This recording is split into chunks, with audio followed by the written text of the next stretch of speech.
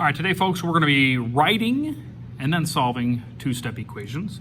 My essential question asks, how can I translate sentences into equations? Now, the first thing I want to do is review some past vocabulary that we might see that are in a verbal sentence that we can translate into an equation.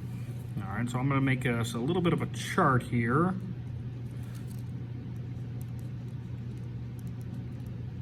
With our four main operations.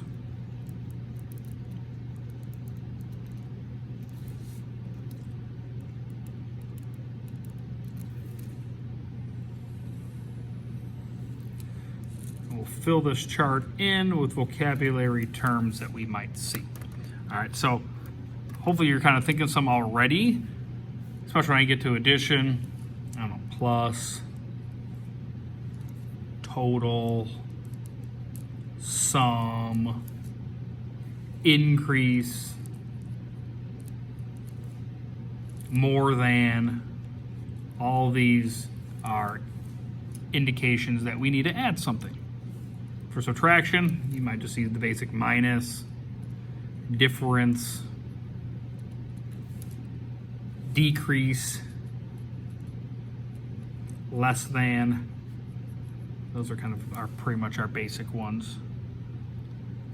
For multiplication, times, product, of, you might see that, of.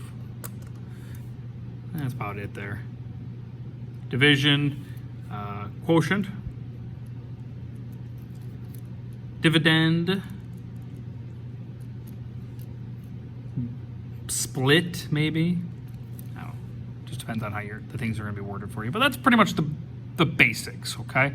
So these words I want to take note of and then make sure I am setting up my equation correctly and accurately so then we can solve it 100% correct. All right, so example number one here.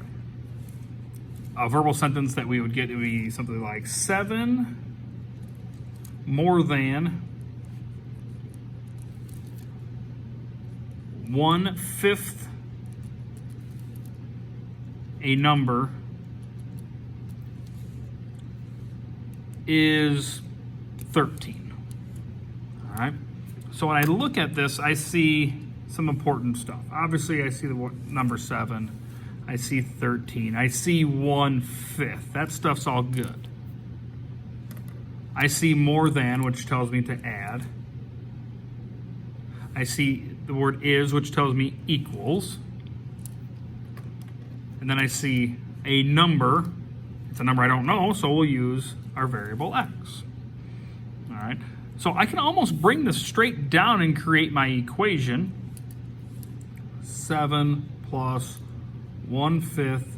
It says 1/5 a number. 1/5 of a number. I don't really put the of in there, but I guess I could have 1/5 of a number. Of in our chart tells us to multiply. So 1/5 x equals 13.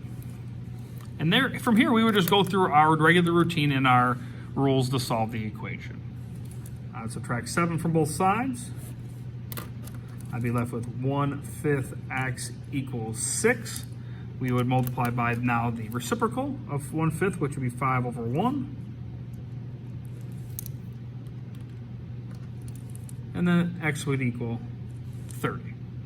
As always, we would go back and check. 7 plus 1/5 times 30, hopefully that equals 13. So 1/5 times 30, or 30 divided by 5 is 6. 6 plus 7 is 13, so 13 equals 13. Yes, that's true. That is my solution. My next example, though, gets a little bit trickier. Well, the words don't necessarily get tricky. How we organize it does. 6 less than 7 times a number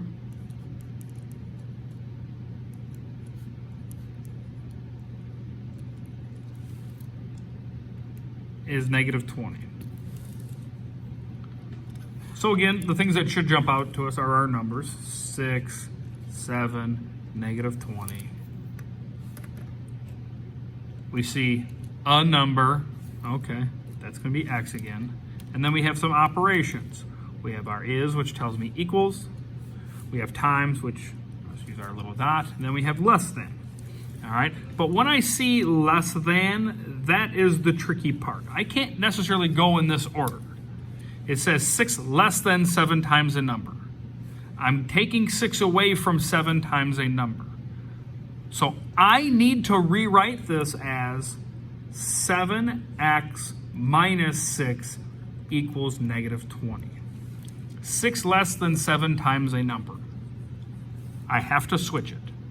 I don't switch it always. It depends on how it's worded. If I see less than, most likely, yes, I'm going to have to switch that.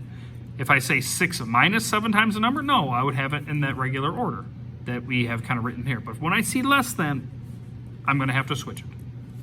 And then I'd go through my normal routine. Add 6 to both sides. 7x equals negative 14. Divide by 7 on both sides. And x would equal negative 2. And obviously I go back and check it. And when I go back and check, I get my correct answer. So that's our process today. Make sure I focus on the vocabulary. Make sure I really focus when it's subtraction. Our homework is assignment. I believe it is assignment 13. All right, enjoy. Thank you.